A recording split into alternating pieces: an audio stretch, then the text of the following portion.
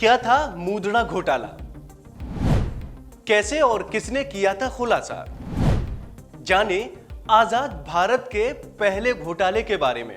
अडानी पर उठा विवाद हिंडनबर्ग की रिपोर्ट के बाद मामला एलआईसी पर पहुंच गया है, जिसके बाद देश में एक नई बहस शुरू हो गई है। विपक्ष जहां संसद से लेकर सड़क तक इस मुद्दे पर सरकार को घेर रहा है, तो वहीं सरकार इस मामले में खुद को पाक साफ बता रही है। लेकिन ऐसा पहली बार नहीं जब एलआईसी पर सवाल खड़ा हुआ हो। इससे पहले भी एलआईसी कई बार सवालों के घेरे में आ चुकी है। लेकिन देश में पहला एलआईसी स्कैम उस वक्त हुआ था जब देश के प्रधानमंत्री जवाहरलाल नेहरू हुआ करते थे। कहा जाता है कि उस वक्त खुद फिरोज गांधी ने इस मुद्दे को संसद में उठाया था। इतना ही नहीं, बात तो यहां तक पहुंच गई थी कि इस मामले में तत्कालीन वित्त मंत्री को अपने पद से इस्तीफा तक देना पड़ा था और उस वक्त उस घोटाले का नाम पड़ा मुद्रा घोटाला। आपको बता दें कि मुद्रा घोटाला आजाद भारत का पहला घोटाला माना जाता है। दरअसल मुद्रा घोटाला 1957 में हुआ था। उस वक्त देश में तकरीबन 250 छोटी बड़ी कंपनियां थीं। 1965 में देश के नागरिकों को बीमा गारंटी देने के लिए संसद ने विधेयक पारित किया और 245 कंपनियों का विलय कर एलआईसी यानी भारतीय जीवन बीमा निगम का गठन किया। उस वक्त सरकार ने इसमें 5 करोड़ रुपए की पूंजी लगाई थी। एलआईसी अपनी नीति के तहत निवेश करती थी। 1957 में एलआईसी ने कोलकाता के कारोबारी हरिदास मुद्रा की कंपनी के शेयर 1.25 करोड़ रुपए में खरीद लिए थे। खास बात यह है कि उस वक्त मुद्रा की कंपनी का वित्तीय रिकॉर्ड अच्छा नहीं था। ऐसे में इस सौदे को लेकर सवाल उठे, लेकिन उन्हें दरकिनार कर दिया गया। दरअसल मुद्रा ने एलआईसी से निवेश इसलिए कराया था ताकि उसके शेयर के भाव बढ़ सके। एलआईसी को इस बारे में खबर थी, लेकिन इस सौदे पर किसी ने आपत्ति नहीं जताई। सब मामला सेट हो गया कि तभी भंडा फूट गया। आरोप ये भी लगे कि इस सौदे के लिए मुद्रा ने कांग्रेस को 2.5 लाख रुपए का चंदा दिया है। अपनी बात को हम आगे बताएं उससे पहले आपको यह बताना बेहद जरूरी है कि ये हरिदास मुद्रा कौन थे। दरअसल हरिदास मुद्रा कोलकाता का एक व्यापारी था जो मारवाड़ी परिवार से ताल्लुक रखता था। पहले वो सिर्फ एक बल्ब बेचने का काम करता था। बाद में कंपनियों के शेयर इधर से उधर करने लगा और एक शातिर खिलाड़ी बन गया। 1956 तक आते आते वो एक व्यवसायी बन गया और कई कंपनियों में उसकी हिस्सेदारी हो गई। खैर, घोटाले का भांडा फूटने के बाद राहुल गांधी के दादा फिरोज गांधी ने अपने ही ससुर जवाहरलाल नेहरू के खिलाफ आवाज उठाई।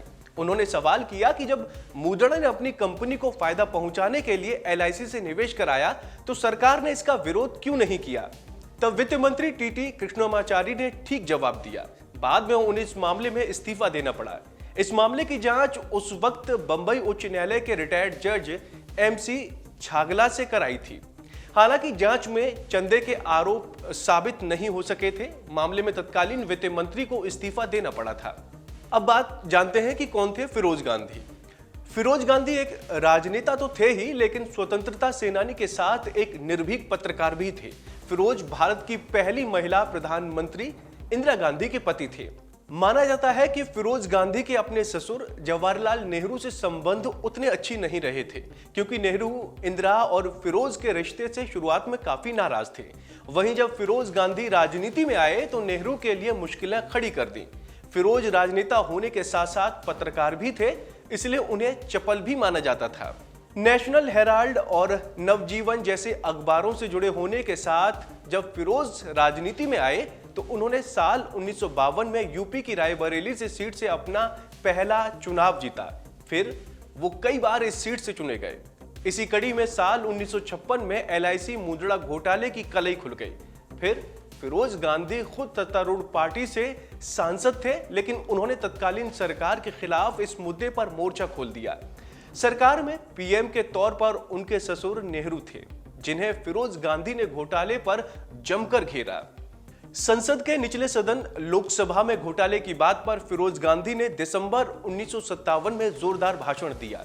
फिरोज यही नहीं रुके, उन्होंने सदन के बाहर भी अपनी ही सरकार पर जमकर हमला बोला और एक समय पीएम के तौर पर नेहरू की साख पर सवाल खड़ा होने लगे। मुद्दा इतना गर्म हो चुका था कि नेहरू के ऊपर दबाव बढ़ने लगा था कि वो तत्कालीन वित्त मंत्री टीटी कृष्णमाचारी का इस्तीफा लें। जांच हुई तो सामने आया कि हरिदास मुद्रणा ने सरकारी तंत्र का इस्तेमाल करके एलआईसी को अपनी संदेहास्पद कंपनियों के शेयर ऊंचे दाम पर खरीदने पर मजबूर किया था और इसकी वजह से एलआईसी को करोड़ों रुपए का नुकसान झेलना पड़ा था। बाद में इस मामले में हरिदास मुद्रणा को गिरफ्तार किया गया और वो दोषी भी पाया था। तो दोस्तों, उम्मीद है आपको हमारी ये जानकारी पसंद आई होगी। ऐसी ही तमाम अपडेट्स के लिए देखते रहिए वन इंडिया।